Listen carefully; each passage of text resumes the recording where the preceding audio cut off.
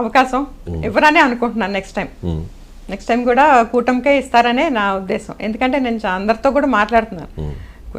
హామీలు నెరవేర్చకపోయినా ఇంప్రూవ్మెంట్ కనిపిస్తుంది. ప్రజలకు ఏం చేయాలో వాళ్ళకి కనిపిస్తుంది, తెలుస్తుంది.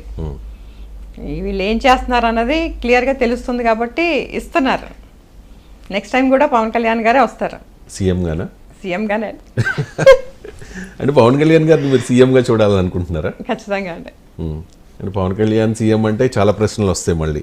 మరి టీడీపీ ఏమైపోవాలి, టీడీపీలో ఉన్న చంద్రబాబు నాయుడు గారి వారసులు ఏమైపోవాలి, ఇవన్నీ రకరకాల ఈక్వేషన్స్ ఉంటాయి. తర్వాత చూద్దాం, మరి రాజకీయాల్లో ఏదైనా సాధ్యమే. మరి పవన్ కళ్యాణ్ని సీఎంగా చూడాలి అని చెప్పి పర్టికులర్గా ఒక సామాజిక వర్గం, చాలామంది ప్రజలు కోరుకున్నారు. మరి చూద్దాం, పిఠాపురం ఆవిర్భావ సభలో పవన్ కళ్యాణ్ ఏం చెబుతారు అని చెప్పేసి. క్రాంతి గారు, పవన్ కళ్యాణ్ గారు మీకు హామీ ఇచ్చారు తుని వేదిక మీద, మీకు నెక్స్ట్ ఖచ్చితంగా ఎమ్మెల్యే సీట్ ఇస్తాము అని చెప్పి. ఇస్తే ఎక్కడి నుంచి పోటీ చేయాలని మీరు ప్రపోజల్ పెడతారు పవన్ కళ్యాణ్ గారికి? నేను మా స్ట్రెంత్ అంతా రాజమండ్రి, నేను ఉండేది రాజమండ్రి.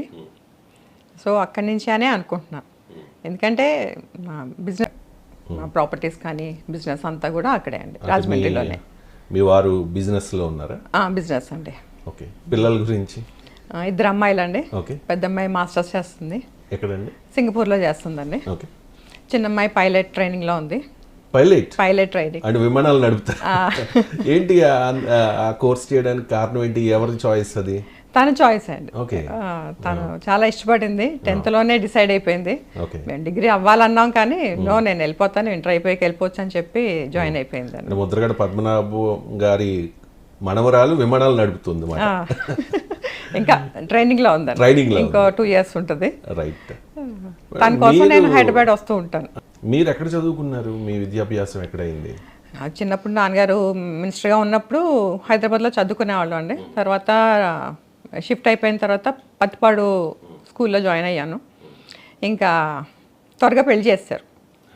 10th లోనే మ్యారేజ్ అయిపోయింది. మా మావయ్య గారు మా డాడీ చాలా మా పెళ్ళికి ముందు నుంచి ఫ్రెండ్స్ అనమాట. సో వాళ్ళు డిసైడ్ అయ్యారు. వాళ్ళు డిసైడ్ అయిన వెంటనే స్కూల్ మానిపించారు. ఇంకా పెళ్లి చేస్తారు. 1-2 yearsకి ఇంకా అయిపోయింది. ఇంకా చిన్న వయసు కదండి, తొందరగా. అంటే మీరు చదువుకునే టైంలోనే మీ ఫాదర్ 2 times మినిస్టర్గా పనిచేశారు? మా చిన్నప్పుడు అండి. చెన్నారెడ్డి గారి క్యాబినెట్లో పనిచేశారు. ఆ తర్వాత ఎన్టీఆర్ గారు. ఫస్ట్ ఎన్టీఆర్ గారు, తర్వాత చెన్నారెడ్డి గారు. ఓకే. అంటే మీరు మినిస్టర్ గారు కుమార్తె అంటే అలా అనిపించేది. ఎలా అనిపించేది అప్పుడు? ఫీలింగ్ ఎలా ఉండేది మీకు? చిన్న వయసు మూలని పెద్ద తెలిసేది కాదండి. కానీ ప్రోటోకాల్ కూడా మాకేం ఉండేది కదా. మేము మామూలు పిల్లలు ఎలా వెళ్తారో స్కూల్కి అలాగే ఉండేవాళ్ళం. మేము మినిస్టర్ గారి పిల్లలు అని కూడా ఎవరికి తెలిసేది కాదు. సెక్యూరిటీ కానీ ఇంకేం లేదండి. జస్ట్ అటెండర్ సైకిల్ మీద దింపేవాడు మనం స్కూల్లో.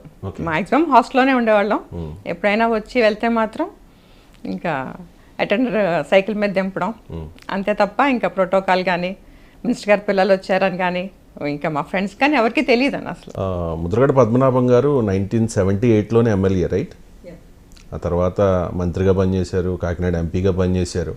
అంటే రాజకీయాల్లో చాలామందిని చూస్తూ ఉంటాం కదా, ఒక్కసారి ఎమ్మెల్యే అయితే చాలు లైఫ్ సెటిల్మెంట్. కానీ పద్మనాభం గారి గురించి అంటే తెలియని వాళ్ళు అనుకునేది ఏంటంటే ఆయన వేల కోట్ల రూపాయలు సంపాదించేసుకున్నారు అనే ఒక ఇంప్రెషన్ ఉంది. నిజంగా అంత ఆస్తి ఉందా? లేదండి, చాలా లో ప్రొఫైల్ అండి. ఆస్తిగా ఏమీ సంపాదించలేదు. మాది ఉన్నది కూడా పోగొట్టారు తప్పించి, ప్రజల కోసం అంతా చేశారు తప్పించి మాకు సంపాదించాలి, వెనకాల వేయాలి అన్నది ఎప్పుడూ లేదండి. ఇంకేం చేసినా ప్రజలకు చెయ్యాలన్నదే ఆలోచన ఉండేది. రిజైన్ చేసి వెంటనే బిల్డింగ్స్ ఖాళీ చేసేసి, గెస్ట్ హౌస్ ఖాళీ చేసి వెళ్ళిన తర్వాత అప్పుడు రిజైన్ పంపించేవాళ్ళం. ఇంకా ఏదైనా సరే అంత పర్టికులర్గా ఉంటారు. ఇంకేదైనా ప్రజల కోసమే చెయ్యాలి అంతే. మా అన్నదమ్ములు కూడా ఇంకా ఎవరికి ఏం చెయ్యాలని మాత్రం ఎప్పుడూ లేదా. రాజకీయాల్లో సంపాదించి ఏమీ లేదా.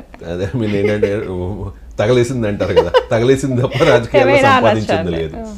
అంటే మీ ఇంటికి వచ్చిన వాళ్ళు అంటే పార్టీలకు అతీతంగా, కులమతాలకు అతీతంగా రోజు ఒక 100 మంది అలా వస్తూ ఉంటారు. తిరునాళ్ళ రోజు అక్కడ ఒక హడావుడి కనిపిస్తూ ఉంటుంది. వచ్చిన వాళ్ళందరికీ కూడా టిఫిన్, మధ్యాహ్నం భోజనం, రాత్రి వరకు ఉండే రాత్రి కూడా ఏదైనా భోజనం. అంటే మీ నాన్నగారే దగ్గరుండి వడ్డించి అంటే పద్మనాభం గారు వడ్డిస్తున్నారంటే బాబోయ్ అనేంతలా, అనే ఎందుకంటే ఉంటుందండి అది. కొసరి వడ్డించి అది చేస్తారు. అది ఎప్పటి నుంచి స్టార్ట్ అయిందండి? అది మీ తాతగారి హయాం నుంచి అది